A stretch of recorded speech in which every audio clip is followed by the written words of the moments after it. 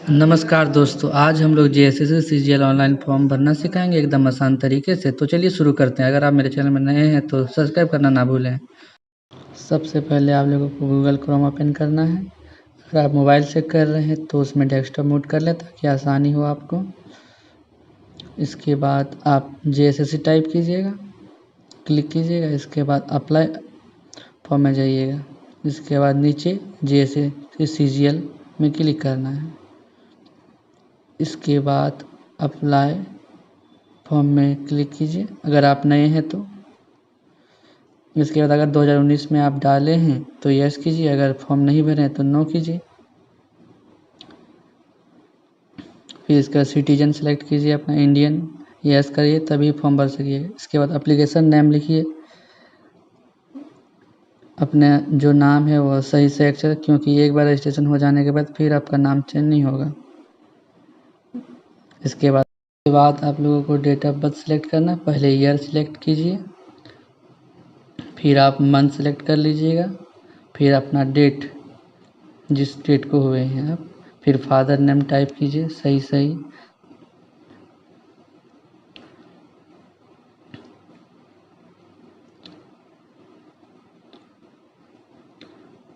फिर mother name select कीजिए अपने हिसाब से, जैसे जो भी नाम है सही लिखिएगा, क्योंकि ये बार बार रजिस्ट्रेशन नहीं होगा।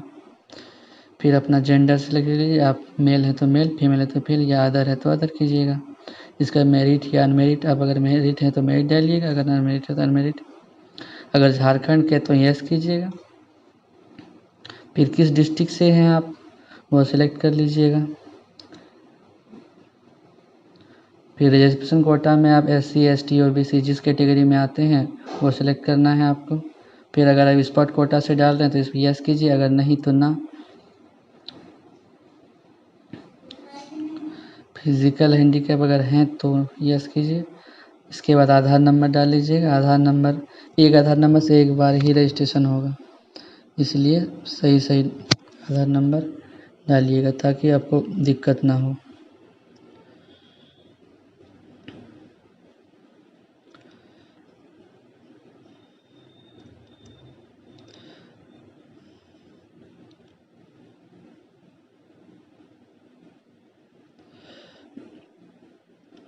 इसके बाद जैसे विजिबल आइडेंटिफिकेशन मार्क्स है, या अगर आप मॉल मार्क है, कट मार्क है तो कुछ भी डाल सकते हैं इसमें। इसके बाद है लैंग्वेज पेपर, तो इसके बाद आप कोई भी विजिबल मार्क्स डाल लीजिएगा अपना। यहाँ मॉल है तो मॉल कीजिएगा, अगर कटिंग है तो कटिंग मार्क्स दीजिएगा अपने हिसाब से।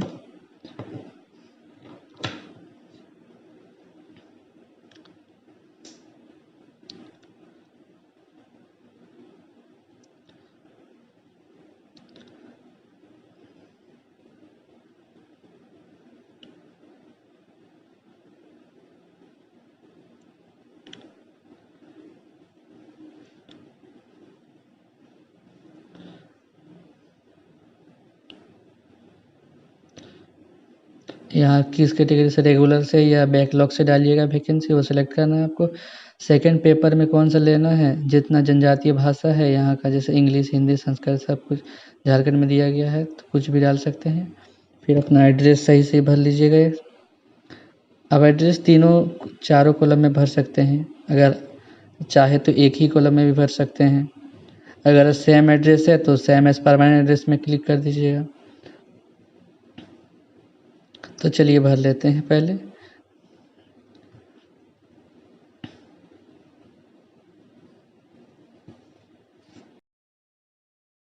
अपना डिस्ट्रिक्ट डाल लीजिएगा।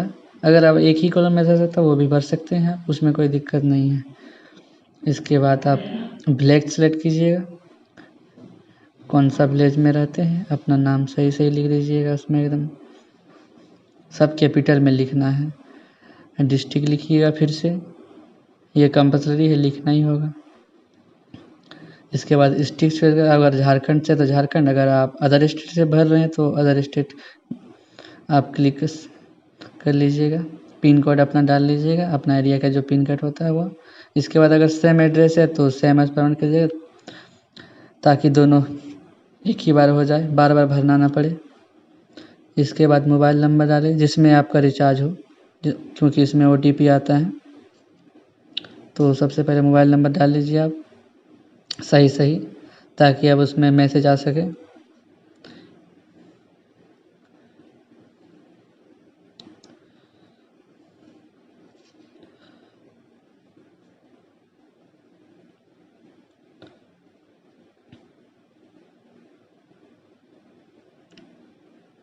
फिर आपको दोबारा कन्फर्म मोबाइल नंबर में क्लिक करके फिर से वह नंबर दबाना है, तो कन्फर्म करना है।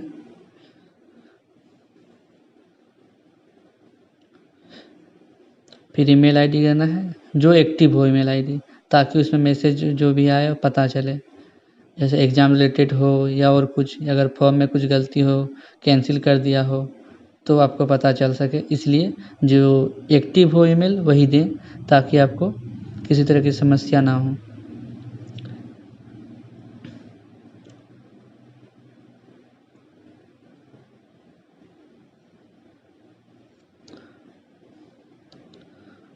दोबारा फिर ईमेल आईडी कंफर्म कर लीजिएगा एक बार फिर से, जो ऊपर दिए हैं वही ईमेल आईडी फिर से सही डाल लें। अगर आप गलत कीजिएगा तो आगे नहीं बढ़ेगा, फिर से आपको गलत बताएगा, इसलिए सही भर लीजिएगा।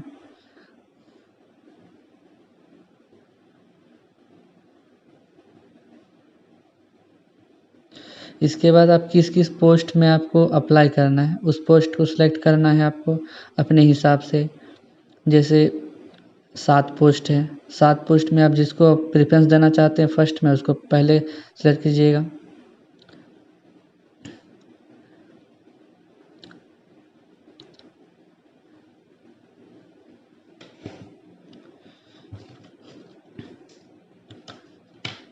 असिस्टेंट जैसे मैंने सब किया ब्लॉक सप्लाई ऑफिसर, जैसे BSO होता है। मैं सेकंड में कुछ भी कर देता हूँ। अगर आप अपने हिसाब से जो भी कर सकते हैं, या ये भी डाल सकते हैं, या सर्कल इंस्पेक्टर, ये सेकंड में डाले हम। इसके बाद प्लानिंग असिस्टेंट, ये ब्लॉक में होता है। फिर जूनियर सेक्रेटरी असिस्टेंट, ये भी अच्छा पोस्ट है, अच्छी खासी वेतन है इसका भी। फिर जूनियर सेक्रेटरी असिस्टेंट, फिर लेबर, ये ब्लॉक में, ये ब्लॉक वेलफेयर ऑफिसर होता है, BWO, जो ब्लॉक में कुछ भी आता है तो जैसे चावल से लेके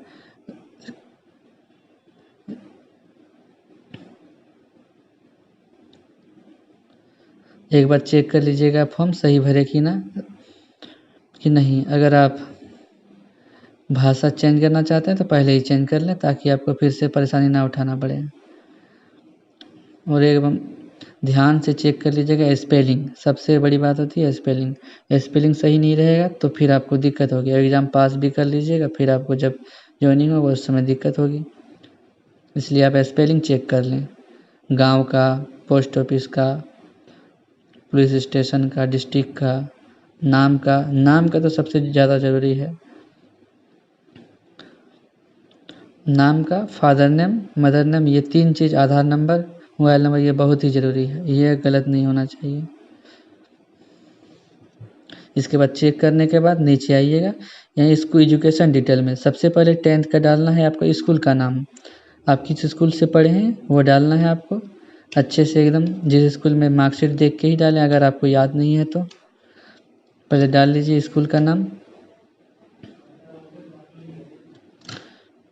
फिर सेकंड में है बोर्ड या यूनिवर्सिटी, आप किस बोर्ड से एग्ज़ाम की, जैसे झारखंड से किए तो जैक बोर्ड होगा, अगर CBSE से किए CBSE होगा।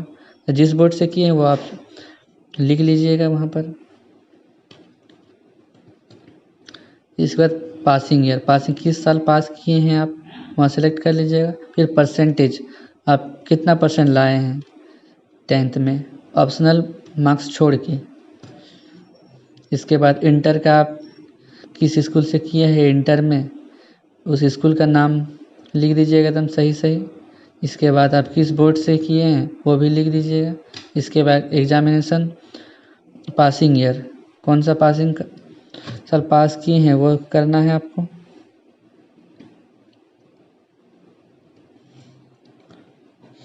तो यहाँ लिख देते हैं जैक, क्योंकि हम जैक जिसका भी फॉर्म भर रहे हैं वो जैक से किए हैं पास। सेकंड में आपको ईयर ऑफ पासिंग, किस साल पास किए हैं वो करना है। आप परसेंटेज ऑफ मार्क्स कितना लाया है उसको करना है।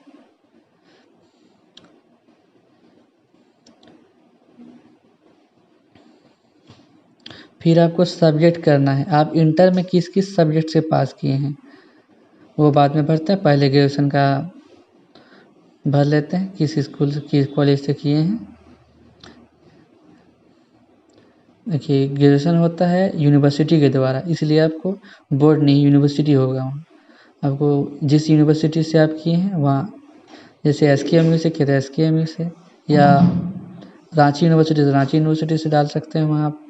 इसके बाद पासिंग ईयर, किस ईयर पासिंग किए हैं या पास आउट हुए हैं करना है आपको।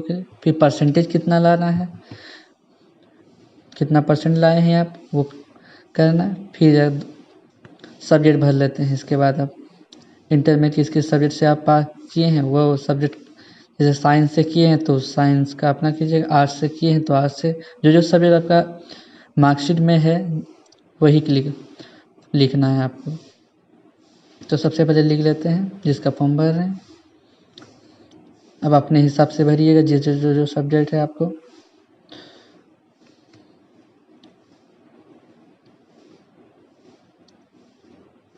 आप शॉर्ट फॉर्म में भी लिख सकते हैं और लॉन्ग फॉर्म में भी, आपको काफ़ी जगह मिलती है यहाँ पर। ये नहीं कि बड़ा लिख दिए तो अटेगा नहीं। इसके बाद ग्रेजुएशन किस ऑनर्स से किए हैं वो करना है आपको। अगर पास कोर्स से किए हैं तो पास कोर्स करना है आपको। इसके बाद वो नेक्स्ट में क्लिक करना है। थोड़ा टाइम लग रहा है क्योंकि नेट स्लो है, इसलिए थोड़ा इंतज़ार करें, क्योंकि देखिए प्रोसेसिंग में चल रहा है अभी। तो चलिए खुल गया। इसके बाद देखिए एक बार फिर से चेक कर लीजिएगा आप लोग, फिर से क्या क्या भरे हैं आपको सब दिखाएगा। सो अच्छा से चेक कर लीजिएगा एकदम एक एक करके, एक एक पॉइंट को देख लीजिएगा अच्छा से, ताकि आपको प्रॉब्लम ना हो बाद में, क्योंकि बाद में प्रॉब्लम होने से फिर से सुधार करने में दिक्कत होती है।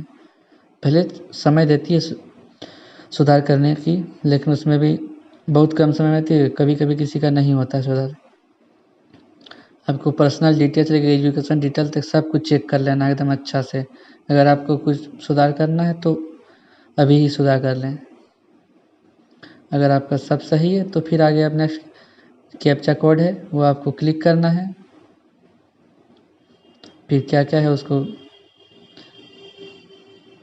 कैप्चा कोड को डाल के डिक्लेरेशन को क्लिक कीजिएगा यस। इसके बाद ही आगे बढ़ेगा। आप पहले क्लिक कर लीजिए। यहाँ सबसे पहले आपको पढ़ लेना है डिक्लेरेशन फॉर्म,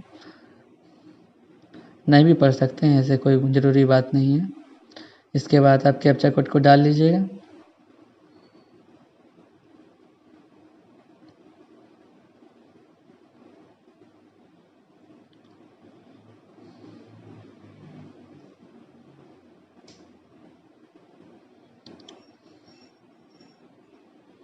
सब कुछ चेक हो गया तो एक बार सबमिट कीजिएगा। देखिएगा बिना क्लिक किए हुए डिक्लेरेशन फॉर्म अगर आप नहीं किए हैं तो आगे नहीं बढ़ेगा, इसलिए आपको ध्यान रखना है उस डिक्लेरेशन फॉर्म को क्लिक करना ही है। देखिए अलर्ट कर दिया आपको, डिक्लेरेशन फॉर्म बोल रहा है कि आप जब तक क्लिक नहीं कीजिएगा आगे नहीं बढ़ेगा, इसलिए डिक्लेरेशन फॉर्म को आपको सबसे पहले क्लिक कर लेना है। इसके बाद सबमिट करना है।